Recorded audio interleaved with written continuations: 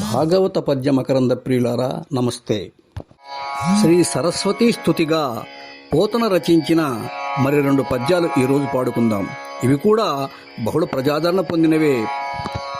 అంబనవాంబుజోజ్వలకరాంబుజ శారద చంద్ర చంద్రికాడంబర చారుమూర్తి ప్రకట స్ఫుట భూషణ రత్న దీపికా చుంబిత దిగ్విభాగా శృతి సూక్తి వివక్త నిజ ప్రభావా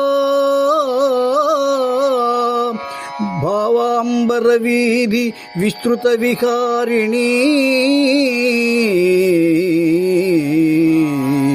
నన్ను కృపచూడు భారతీ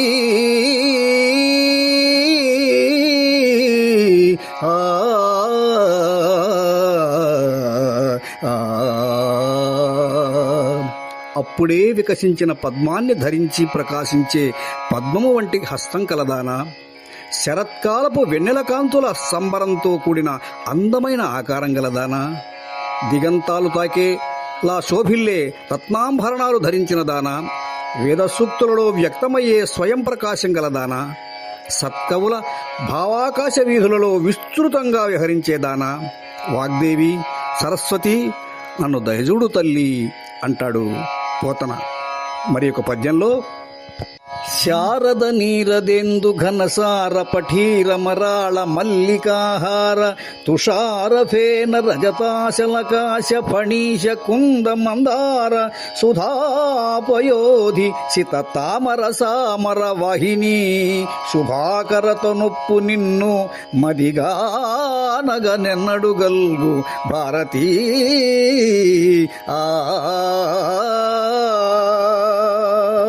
శరత్కాల మేఘం వలె, చంద్రుని వలె, కర్పూరం వలె, చందనము వలె, హంస వలె, మల్లెపూల వలె, ముత్యాల వలె, మంచు వలె, నురగ వలె, వెండి కొండ వలె, రెల్లు వలె, ఆదిశేషుని వలె, మొల్ల వలె, తెల్ల జిల్లేడు పూల వలె, పాల సముద్రం వలె, తెల్ల తామరల వలె, ఆకాశ గంగ వలె స్వచ్ఛమైన తెల్లని కాంతితో ప్రకాశించే సరస్వతీదేవి నిన్ను మనసారా దర్శించే అవకాశం ఎప్పుడు కలుగుతుందో.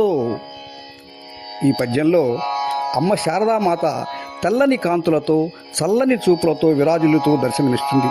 అందువల్ల సృష్టిలోని సాధ్యమైనన్ని తెల్లని చల్లని వస్తువులను పద్యంలో ఉపమానంగా స్వీకరించి అమ్మను కళ్ళకు కట్టినట్లు చూపించాడు పోతన.